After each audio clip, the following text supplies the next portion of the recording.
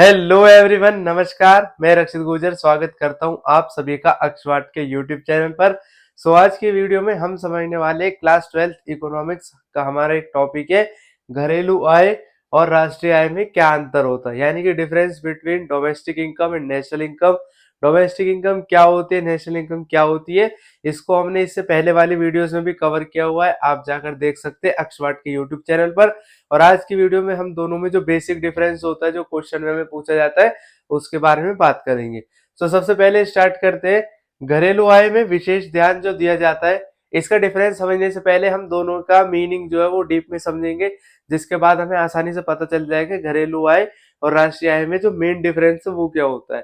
तो घरेलू आय में जो ध्यान दिया जाता है वो घरेलू सीमा पर दिया जाता है, यानी कि एक देश की घरेलू सीमा के अंदर जो भी कारक आय अर्जित की जाती है तो उसको हम घरेलू आय कहेंगे।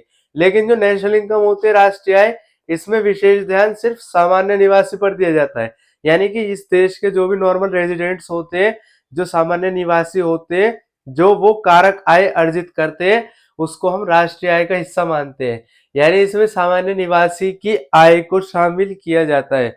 इसमें घरेलू सीमा के अंदर होना चाहिए। घरेलू आय होती है वो एक देश की घरेलू सीमा में सृजित होनी चाहिए, भले ही वो आय हमारे देश के निवासी द्वारा की जाए या हमारे देश के गैर निवासी द्वारा की जाए।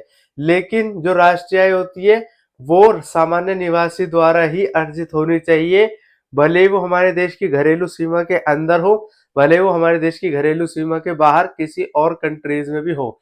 पर लेकिन अगर वो हमारे देश के सामान्य निवासी है तो वो इनकम हमारी नेशनल इनकम में कैलकुलेट की जाएगी।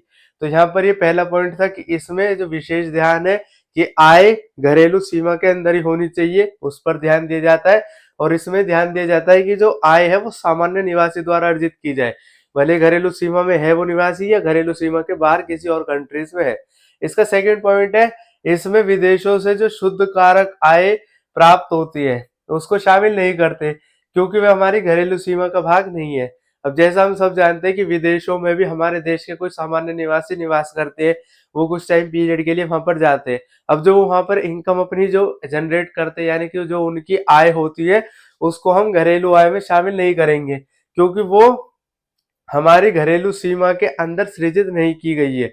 भले वो लोग जो है वो हमारे देश के सामान्य निवासी है, लेकिन यहाँ पर हमने पहले समझा कि वो हमारी घरेलू सीमा का पार्ट नहीं है। जो हमारी आय घरेलू सीमा के अंदर सृजित की जाएगी, खाली उसको घरेलू आय का पार्ट माना जाएगा। वहीं दूसरी तरफ जो राष्ट्रीय आय होती है, इसमें विदेशों से जो आय मिलती है उसको हम शामिल करेंगे इसके अंदर। इसमें विदेशों से जो आय मिलती है उसको शामिल नहीं करते, क्योंकि वो हमारी घरेलू सीमा का पार्ट नहीं होता। इसमें विदेशों से यानी कि जो अन्य जो देश होते हैं, जो दूसरी कंट्रीज होती है, वहां पर हमारे देश के जो निवासी होते हैं वो जाकर निवास करते हैं, और उनकी जो आय होती है वो हम अपनी नेशनल इनकम में कैलकुलेट करते हैं, क्योंकि वो हमारे सामान्य निवासी माने जाते हैं। भले वो हमारे देश में नहीं रह रहे हो, भले वो हमारे देश की घरेलू सीमा का पार्ट नहीं है, लेकिन हम उसकी आय को इसमें शामिल करेंगे, क्योंकि वो हमारे देश के सामान्य निवासी द्वारा अर्जित की जाती है। तो ये इसके बेसिक पॉइंट्स थे कि घरेलू आय और राष्ट्रीय आय क्या होती है। अब इसका समझते हैं मेन पॉइंट क्या है। तो अब हम निष्कर्ष के रूप में ये बात कह सकते हैं कि घरेलू आय और राष्ट्रीय आय में जो डिफरेंस होता है उसको हम समझ सकते हैं कि एक देश की घरेलू सीमा में जो भी कारक आय सृजित होती है, भले ही ये आय सामान्य निवासी करे, भले ही ये आय गैर निवासी द्वारा अर्जित की जाए, उसको हम घरेलू आय के अंदर शामिल करेंगे। यानी कि घरेलू आय में एक देश के सामान्य निवासियों या उस देश के गैर निवासियों, उनकी जो कारक आय उसको हम शामिल करते हैं, लेकिन वो हमारे देश की घरेलू सीमा यानी जो डोमेस्टिक टेरिटरी होती है उसके अंदर ही सृजित की जानी चाहिए। यानी कि घरेलू आय में हम निवासी और गैर निवासी को नजर में नहीं रखते, हम खाली अपने देश की घरेलू सीमा को देखेंगे। अगर घरेलू सीमा के अंदर सृजित की जाएगी तब वो घरेलू आय है, अगर घरेलू सीमा के अंदर सृजित नहीं की जा रही तब वो घरेलू आय नहीं मानी जाएगी।